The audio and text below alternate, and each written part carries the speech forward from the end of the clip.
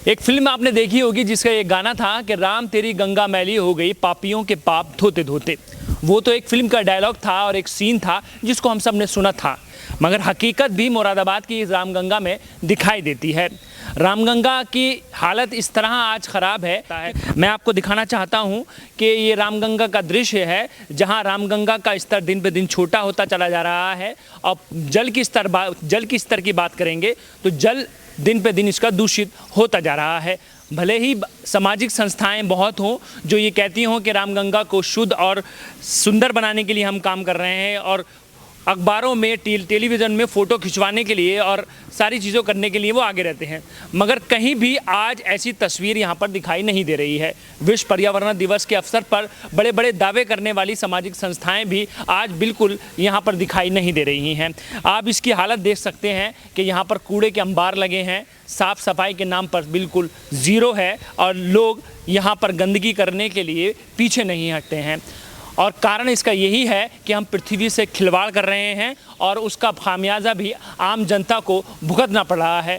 देखिए, कल विश्व पर्यावरण दिवस है और उस पर्यावरण दिवस के उपलक्ष्य में जो हालात रामगंगा के पहले हुआ करते थे, वो एक बड़ी खूबसूरत नदी हुआ करती थी, लोग उसके किनारे बैठ कर के बड़ा एंजॉय किया करते थे। लेकिन आज जो वक्त आया है कि लोग उसमें अपनी गंदगी को भी डालते हैं।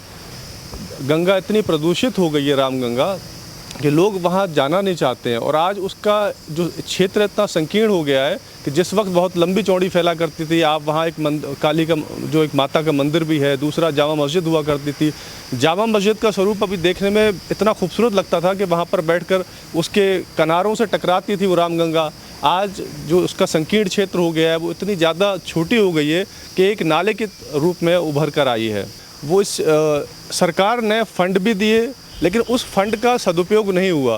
वो परेशानी बिल्कुल होनी है परेशानी, क्योंकि आने वाले वक्त में जितनी भी नेचुरल कैलेमिटीज़ आती हैं, जो विपदाएं आती हैं, आपदाएं आती हैं, वो जब प्रकृति के साथ में खिलवाड़ किया गया है, प्रकृति अपना बदला ज़रूर लेती है। और इसके बहुत बुरे नताइज हमारे लोगों के सामने हैं कि हम ना ठीक से पानी हमें मिल पा रहा है, क्योंकि ये वो पानी हुआ करता था जो कि हमारी ज़मीनों को भी मिलता था, और उससे बहुत ज़्यादा कहीं ना कहीं उससे एक रिसोर्सेज भी बढ़ते थे, पानी जो लेवल था, वाटर लेवल, वो ऊपर आता था।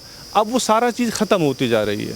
विश्व पर्यावरण दिवस के अवसर पर हम पर्यावरण को बढ़ावा देंगे, पृथ्वी से खिलवाड़ नहीं करेंगे, तो हम कहीं ना कहीं हम अपनी बीमारियों को भी खात्मा करने का काम करेंगे।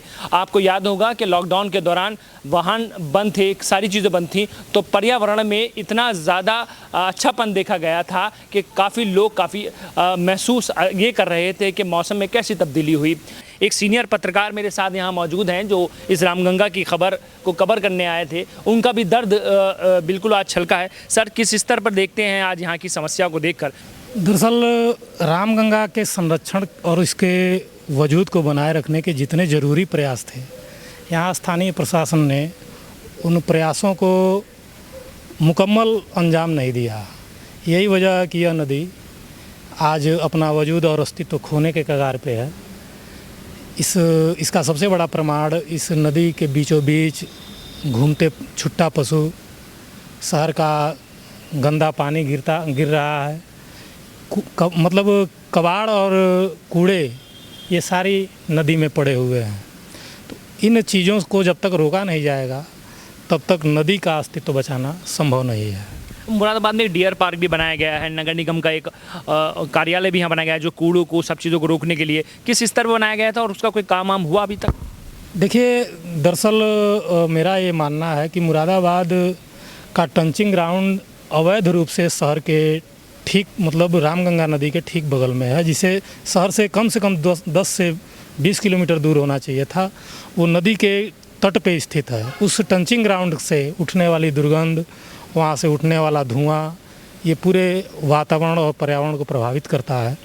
रही बात डियर पार्क की, तो डियर पार्क तो जिस उद्देश्य से डियर पार्क की स्थापना हुई, वह उद्देश्य भी आज अधर में लटका हुआ है। वह उद्देश्य पूरा नहीं हो रहा है। डियर पार्क भी एक तरह से भगवान भरोसे छोड़ दिया गया है। जैसे हमारे सीनियर पत्रकार साहब ने कहा है कि सब कुछ भगवान के भरोसे छोड़ दिया गया है। आज इस नदी की हालत ये है कि ये नाले की शक्ल ले चुकी है। इस रामगंगा के किनारे काली माता का मंदिर भी है। इस रामगंगा के किनारे जामा मस्जिद भी है, ऐतिहासिक जामा मस्जिद है। धार्मिक स्थान यहाँ पर हैं। लोग उस धार्मिक स्थानों पर बैठकर इस रामगंगा के दृश्य को देखने का काम करते थे। मगर आज स्थिति इतनी ख़राब है कि इस रामगंगा को ज़रूरत है बचाने की, साफ़ सुथरा रखने की। सामाजिक संस्थाएं दावे बहुत करती हैं, काम कहीं नहीं करती हैं।